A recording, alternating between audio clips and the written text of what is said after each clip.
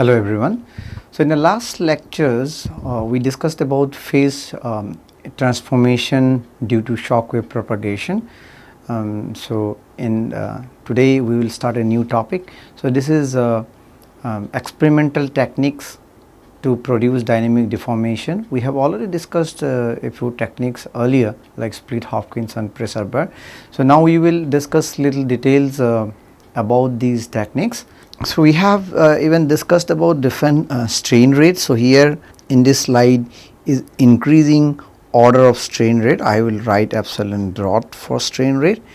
So if you see here at a very slow low strain rate, so 10 to the power minus 7 or minus 8. So we have like we can consider about creep and stress relaxation. This is basically we call creep like viscoplastic materials response. Or is this right response here? And then we know that the quasi-static deformation, which is we can actually differentiate from quasi-static and dynamic. So the strain rate is probably 5.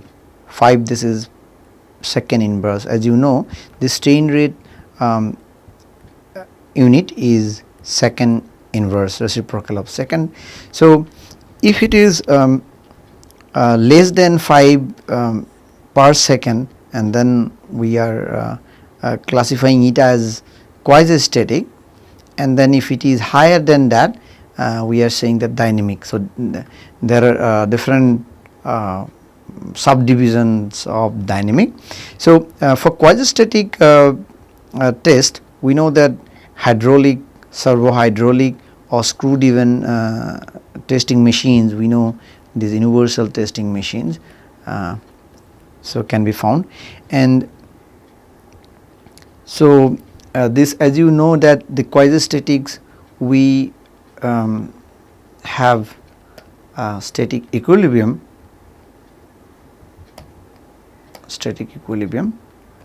So in these machines or test with constant cross head velocity. So and we assume that the stress is same throughout the length of the specimen.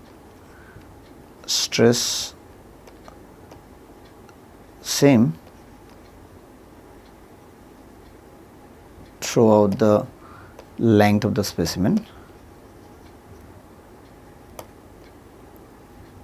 However, in today's lecture we will be more focused on the dynamic part, not these quasi-statics. So we will talk about higher strain rates, higher than let's say 5 per second. So as you can understand from here that the higher than 5 per second is these strain rate range, the inertial forces, force of inertia or relate inertial forces are important.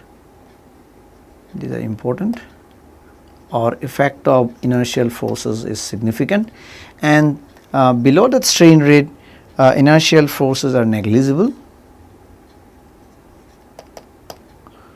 Forces negligible. So when you increase the strain rate, more and more inertial effects will be there. So in the dynamic low means probably we can say that below 1000 10 cube. So below 10 cube probably we can call that dynamic low. So that includes high velocity hydraulic or pneumatic machines, and another one is cam plastometer. So here, as we know, we will get wave propagation. So in this range, for the inertial forces are important, this range. So as you know that we will get wave propagation, not in the static case. In quasi-static case we do not get wave propagation, we get static equilibrium. So here we have wave propagation in this case. So in these cases the mechanical resonance in the specimen and machine is also important. So, when you go a little higher in this table, so let us say we have dynamic high range where we have Taylor and Will test, Hopkinson bar, which is very widely used, as we already have discussed several times, as HPV, right, split Hopkinson pressure bar, and another one is expanding ring test. So, the boundary is probably somewhere around in the order of 10,000 to hundreds of thousand. So, this is dynamic high, and even there are higher strain rate tests. So, which includes the explosions, explosive tests, and then normal plate impact, then inclined plate impact that can produce pressure and shear, then exploding foil, and then pulse laser. So, you can see that strain rate can go up to 10 to the power 7, so high. And if we talk about nuclear detonation, that is even higher. So, if we talk about nuclear detonation, that can be even 10 to the power 9 per second or even higher. So, higher. So, at so high strain rate, how the material will behave, it will be very difficult to predict. Even I think at a strain rate of 10 to the 6 or 7, also it is very difficult for our scientists and engineers to know about the mechanical behavior of the material. So, in this case, if it is dynamic low, also we will have elastic wave propagation, elastic wave. Then if we have higher amplitude, we can see plastic wave in some of these tests, plastic wave propagation, and then the plastic shear wave is you can see from inclined plate impact shear wave propagation, and then at very high strain rate shock wave propagates. So, this is now the entire picture is quite clear to us. This is the table from the Mark Mayer's book.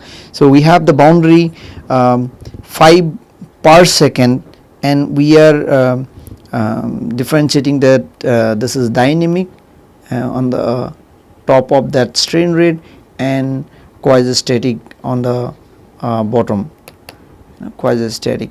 So, where we have static equilibrium and stress same throughout the specimen.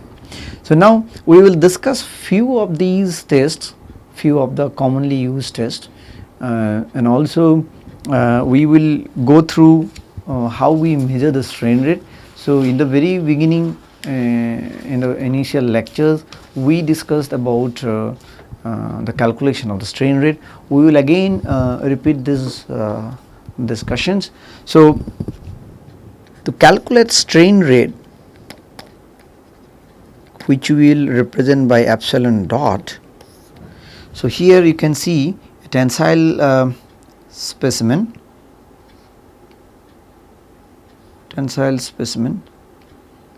you have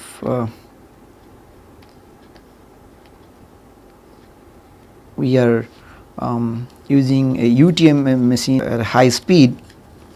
So, the velocity at which we are extending it is V naught, and let us say our V naught is I would write it here. So, V naught is equal to 1 meter per second, and then the length we measure from here to here, that length L naught. So, L naught here is let us assume that 0.1 meter, or let us say 100 millimeter. Now, the final shape is something like this. Final shape is something like this, and the change in this length, let us say, is delta L. So now we need to calculate the epsilon dot. Epsilon dot is the strain rate is, we use strain rate by the way, not velocity of deformation. We do not use the velocity of deformation here in this case V naught. So we do not use that. We use the term strain rate. And what is strain rate? Strain rate is it's the rate of change of strain with respect to time. So its unit is second inverse. So now strain d epsilon, we know that if we take it at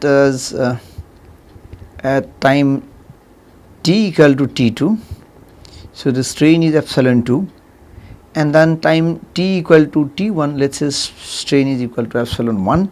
So here in this case strain is equal to 0 at time t1, or let us say this is corresponding to t equal to 0, and here let us say t equal to t, this corresponds to this, this corresponds to this, and this will give us that epsilon 2, which is delta L by L naught. Okay. So now d epsilon is actually delta L by L naught, and what is dt? We are taking as V naught by delta L. So this is your velocity of the deformation V naught divided by the change in length. So that will give us the time required to change the length of the specimen. So that is nothing but V naught by delta L. So V naught by delta L, it will look like this. Oh, sorry, here, sorry. So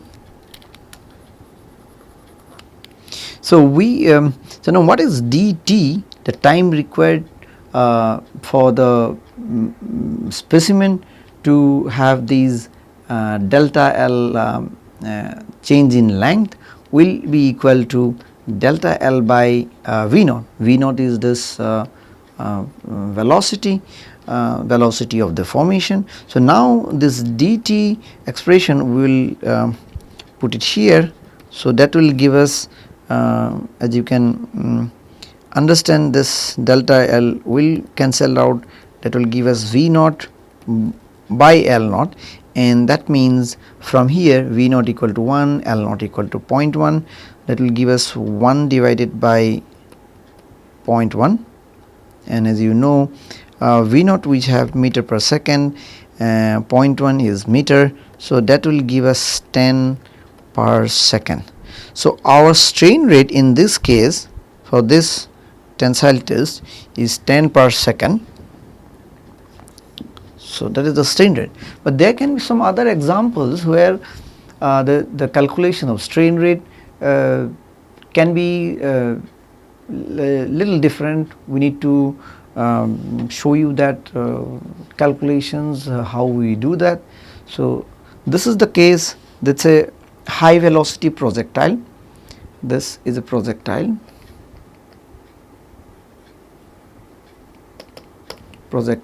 hits the rigid target. This is the rigid target, let us say rigid wall, and it has a velocity v, and let us assume its initial length of the projectile is L naught, and the final length means after hitting the rigid target, it will take a conical shape, and the change in length, suppose I am drawing the undeformed projectile close to this is the undeformed projectile length I am drawing here. So and this is the final shape, deformed shape.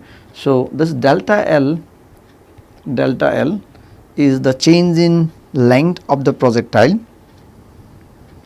So let us assume that to calculate the strain rate, let us assume that the velocity is very high.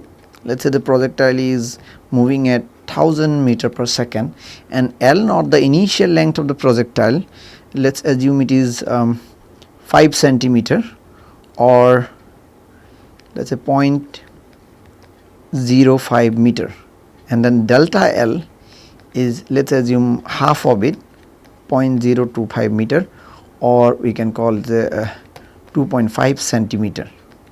This is 5 centimeter. So what we can do is to get the strain rate out. So this will be like delta L by L naught divided by time, the time taken to have delta L deformation. So that will be equal to delta L by L, which will be equal to 0.05 divided by t. Now we assume that linear deceleration is happening. The projectile linearly decelerate. Okay. So that means, let's say we have time versus velocity. So velocity is v naught, and after time t, this is, let's say, time t, so velocity will be 0. Here velocity will be v naught, and this area will give us the distance traveled. From the basic kinematic equation, we have v initial plus v final multiplied by t. So in this case, we have the initial velocity is v, which is let's say 1000 meter per second for our case, and the final velocity is 0. We have t here, and then in this case also the initial velocity, probably if we are writing this can be v, actually that is not v naught, so this will be v, and that will give us the time. Now how to get the time? Time is equal to twice s divided by v. So v is 1000 meter per second, and twice s. S is nothing but the 2 multiplied by 2.5 centimeter. That means the reduction of the length. That means these projectile move to this position, so that is equal to s. We can probably keep the time value here, and then what we can do is we can go to the epsilon dot, the strain formula, and here what we will get is epsilon dot is equal to 0.025 divided by 0.05. Here now we will put the time 0.025 multiplied by 1000. So this will cancel out, and that will give us 10 to the power 4 per second. So our strain rate in this case is 10 to the power 4 per second. So this is the second example we did for strain rate calculations. So we can do one more. So this is this involves shock waves. So this is the third one. I will write the third example to calculate the strain rate. So in this plot, if you can see, we have, let's assume that the shock wave, we have the sigma stress amplitude, and that is in gigapascal, and in the x axis we are showing x, and at this point it is at a very high pressure, 30 gigapascal, and as you know, this is the shock front, the steep shock front, and here what is happening here is, this is the material before shock wave passes through, and after that the shock wave passes through, the material is here. So the width, if we draw a line here, the width of the shock front, the width of the shock front is this one. That will be very thin. That width of the shock front will be, let's assume it is as 5 micrometer. So it's a very thin shock front. So this is the width of the pressure rise. Plastic deformation happens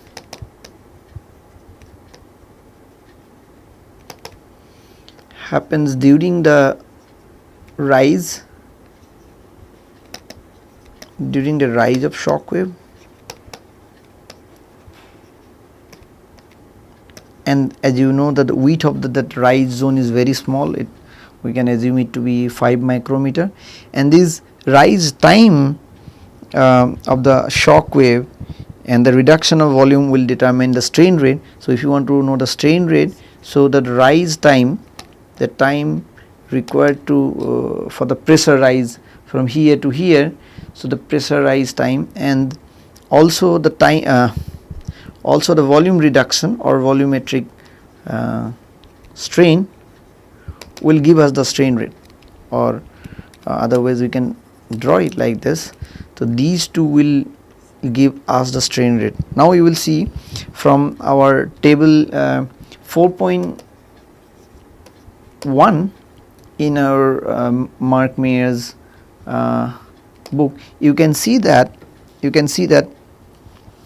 for, let's say, this material is copper, the material is copper, and for copper 30 gigapascal, from the table 4.1 what you can get is you can get the shock wave parameters like pressure, density, volume, specific volume, and then shock wave velocity, particle velocity, and the sound velocity.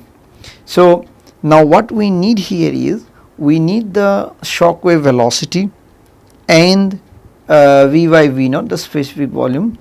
So from there, corresponding to 30 gigapascal and material copper, so we will get the value. So this value from the table says that it is 4.95 kilometer per second, and V by V naught is 0.863, the specific volume, and we know that shock front width is 5 micrometer, which we assume to be that will be very small value. So that is, we assume that S equal to 5 into 10 to the power minus 6 meter, and then epsilon, the strain, is like 1 minus V by V naught, which will be equal to 1 minus L by L naught. So because assuming area is constant, so what we will get is 1 minus, we have the V by V naught value here, 0.863, so that will give us the strain is 0.137, and then what we need to do is we need to get the time, that is the rise time, where we have that rise time T. Okay, this time will be S, the distance of the width. So you can see the time required to raise the pressure. So that is the S, which is 5 micrometer, divided by the shock wave velocity. So that will give us 5 10 to the power minus 6 divided by shock wave velocity is this one. So that is 4.95 into 10 cube meter per second. So that's give us, it is 10 to the power minus 9 second. So that is a very small value. So T equal to 1 nanosecond, and then we can now calculate the final strain rate, so which will be equal to epsilon by T So this will give us 1.137 divided by 10 to the power minus 9, which will give us 1.4 10 to the power 8 per second. So see, this is a very high strain rate.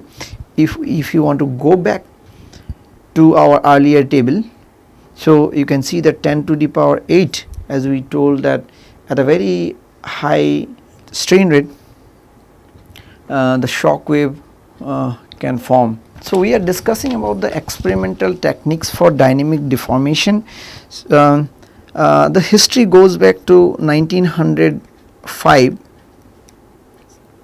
In 1905, Bertram Hopkinson first tried dynamic experiment on material, and came to the conclusion that what the conclusion is, the dynamic strength of the materials at least twice of their strength at low strain rate, at least twice of the strength at low strain rate. So that's what he found out in around 1905 AD. Unfortunately, he died in the World War I. He was working as a pilot, and also it was known to people that the steel undergoes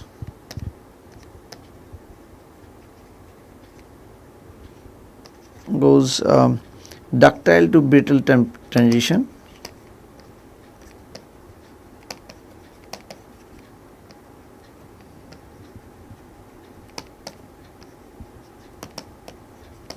At high strain rate. Some of you already asked that questions to me, that what I told you in the initial class, that if we increase the strain rate, then tensile ductility increases. But yes, it's not for all materials. Sometimes the material look like more brittle or less ductility at higher strain rate. So these are some information even known long ago, but it depends on different material. So it is very material specific, and so we will we need to know this response of different materials. So different materials behave very differently.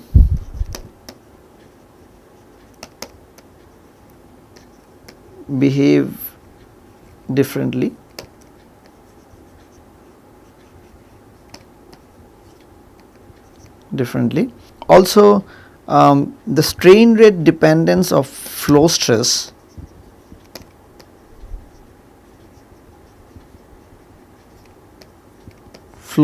which we already discussed, that is we call strain rate sensitivity. In the initial lectures we discussed that sensitivity. This should be incorporated, this strain rate sensitivity should be incorporated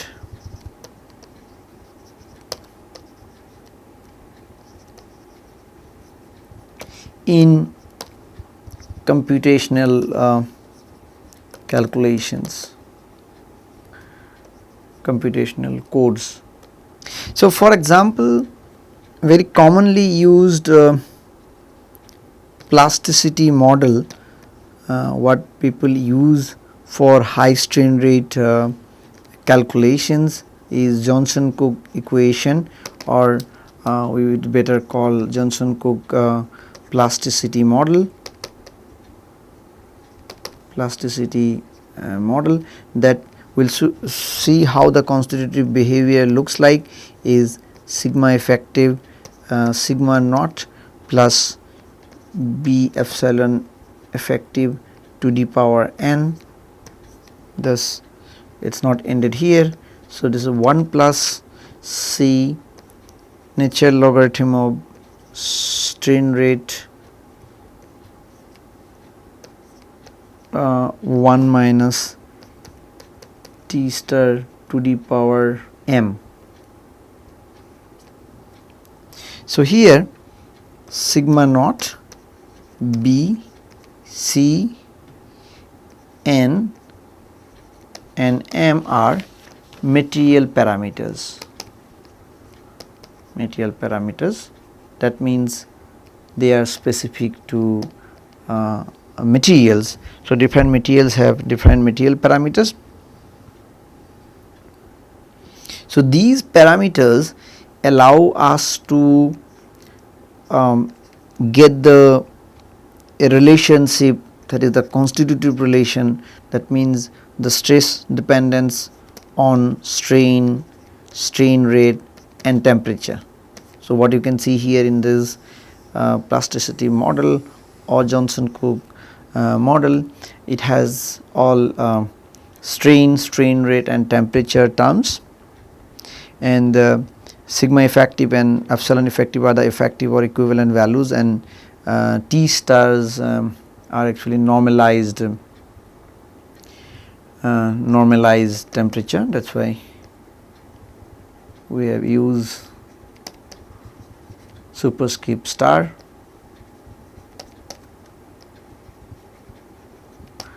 Temperature. Important to note that, so these parameters cannot be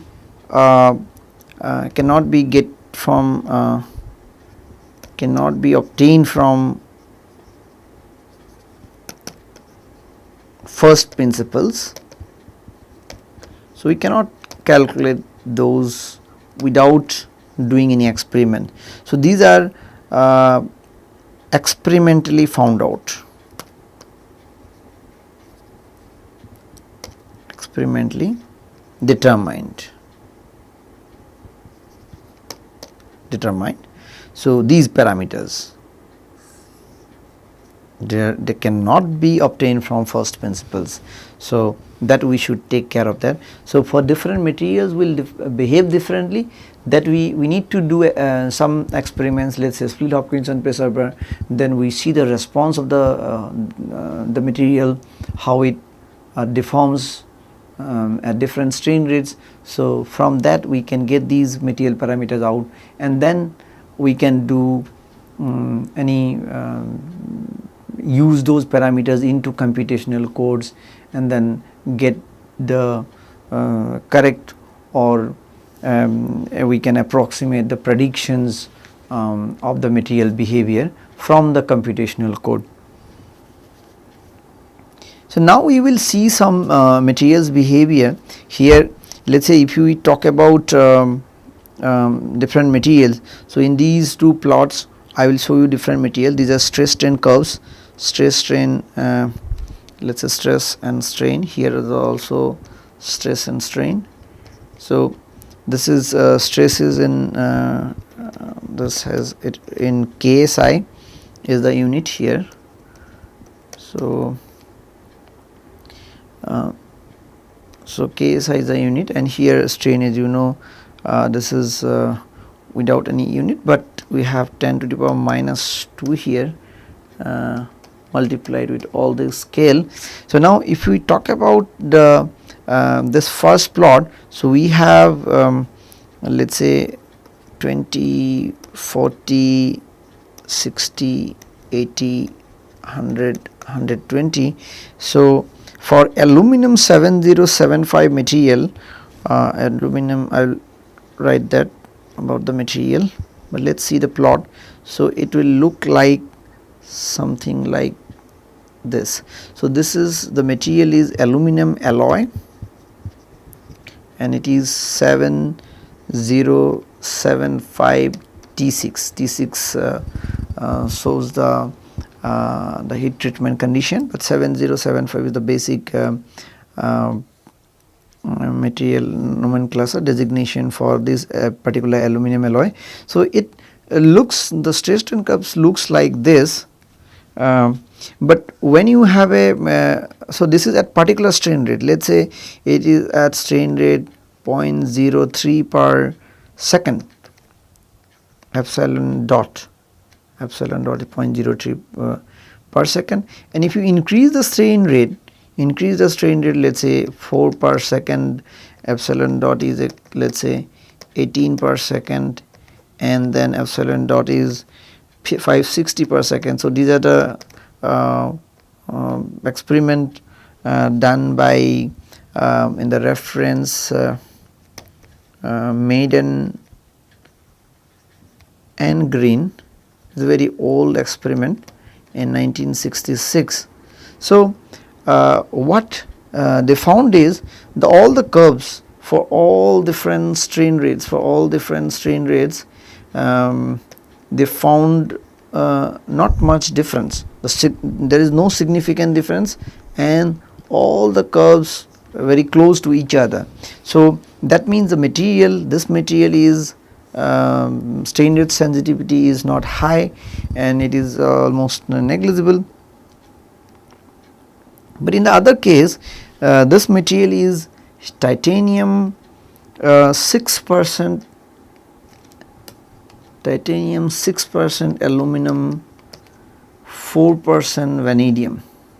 So this alloy is, especially a titanium alloy, is very popular for suppose biomedical applications, and especially nowadays it is very popular in 3D printing, metal 3D printing.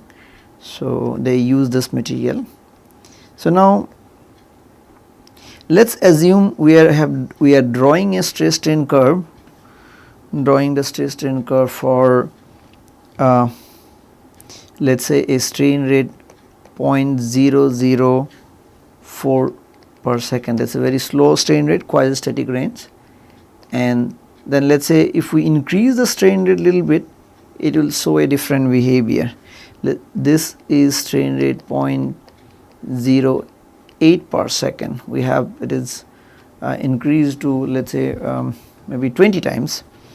And then if we have higher strain rate like epsilon dot equal to 1.5 per second, and then even higher, it is 20 per second, then what will happen is this stress strain curve will be different. So this portion, the elastic portion, will look almost the same, and but if you go when after the yield, so it will be different. So that means it's a highly sensitive, this material is highly sensitive to strain rate variation, or simply I will write strain rate. So similarly, there are more materials we want to discuss. So let's say this is true stress, this is in megapascal true strain. Similarly, here also the same, true strain and true stress, better to write it full, true stress and true strain here in megapascal. There are two material we wanted to show. The first one is pure titanium, commercially pure titanium alloy, and here is we have another alloy, this titanium metal, not an alloy, and here we want to show the another one is tantalum. So for pure titanium, which is the reference is both from Mayers and co-workers, so Mayers et al. 1994, and the other one is Chen et al. I think a co-worker of Mark Mears. So if you see in this case in tantalum, it's already the curves are drawn, and the strain rates I just wanted to tell you, this one has a strain rate of 8 into 10 to the power minus 4 per second, very low strain rate, quasi-static range. And then if you increase the strain rate 10 times, which will be also quite similar, there is a quasi-static range. And then if you increase it to a dynamic range, and actually a very high, it's a high strain rate range, not, we cannot say it's a very high strain rate, because these are all relative, these terms are. So if you talk, if you say that split Hopkinson preserver has high strain rate, then what will happen to explosive test, or what will happen to even nuclear detonation? So in this case, then 3500 per second is a high strain rate. So you can see that this tantalum has shown strain rate sensitivity. And in this case, for pure titanium, what we can get is this is the curve, the failure. So this curve is strain rate 0.001 per second, and then another curve is another curve we want to show you.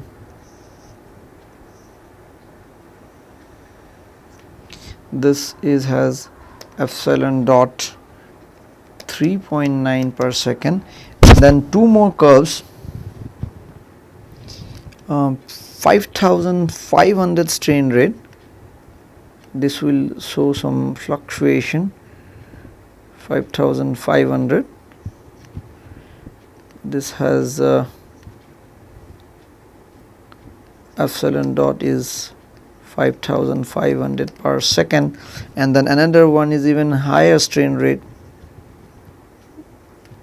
So this has epsilon dot is 7700 per second. So these are it's very difficult to get a trend, like if you can see that the quasi-static range you are getting more ductility, but in the if you compare the high strain rate case, you can see that if you increase the strain rate, you are getting more ductility, so which is kind of contradictory. So whatever we have shown earlier is we have shown in the earlier couple of slides, we are showing strain rate sensitivity. So we took different strain rate range in the earlier, we have shown different strain rate range.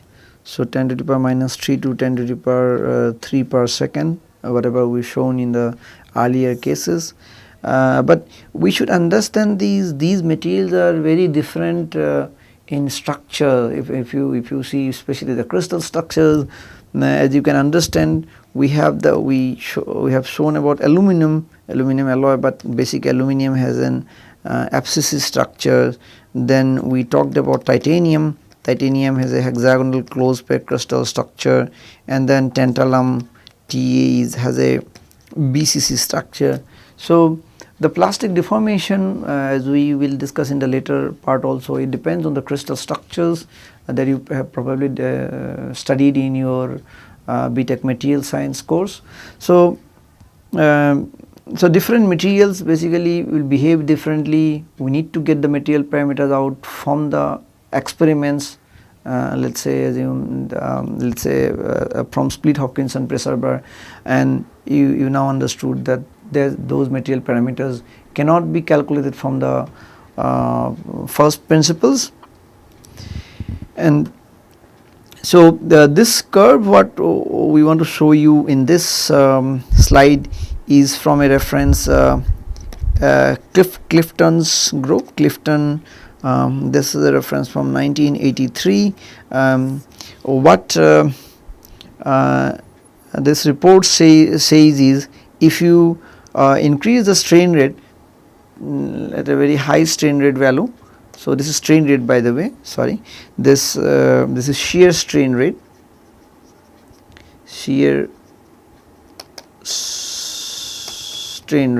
and in the y axis we have shear stress. that is in megapascal. So what happens here is, this is a material, this is aluminum, this is aluminum, we write it as aluminum 1100. So this is so this material, so what happened, there are three curves here associated with different plastic strains.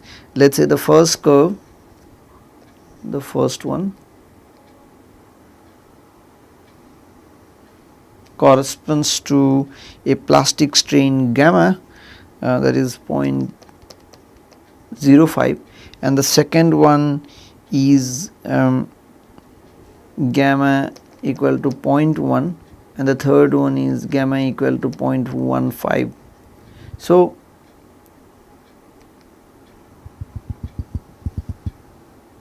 So this says that the shear stress is very high. Shear stress is very high when it reaches a 10 to the power 5 strain rate. So that's quite interesting.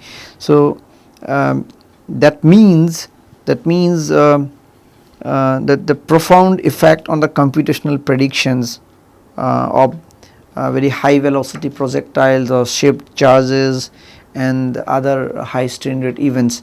So so the hardening is very high, hardening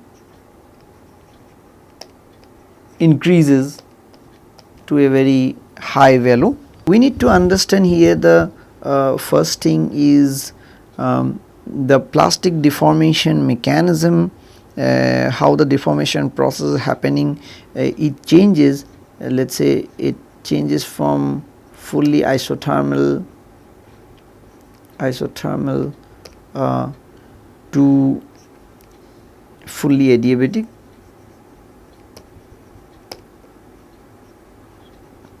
So we will discuss more about these in later chapters. So this can give us the shear instabilities or shear bend.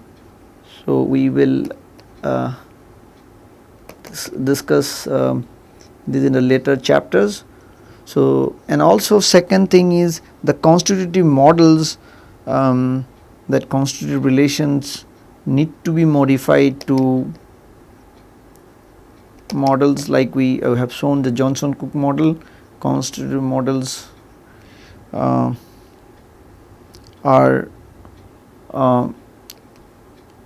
to be modified for this extraordinary or sorry for its unusual behavior at high strain rate range. That has a limiting strain rate. If you see that this has a limiting strain rate for the strength of the material becomes infinity. So at that 10 to the power 5, so strength becomes infinity. So we need to know that whether a limiting strain rate is available, and then how the plastic deformation mechanisms decide that limiting strain rate. What we discussed in today's lecture is that we discussed the basics of the experimental techniques, the range of different strain rates of the experimental techniques for to produce dynamic deformation. So we also discussed how to calculate the strain rates for different cases for let us say uniaxial tensile stress specimen, and or for the projectile impacting a rigid plate, or for a shock wave. So we have seen how the calculations can be done, and also we have seen that the material sensitivity, material strain rate sensitivity is different for different materials. We discussed about some of the very well known materials, and we have seen that the constitutive relations like Johnson-Cook plasticity models have some materials parameters, that can be determined from the experiments, for example Split-Hopkins and pressure bar experiment, and these parameters cannot be found out from these first principles. So we will continue these discussions in the next lecture. So we will discuss some of the commonly used experimental techniques. Thank you.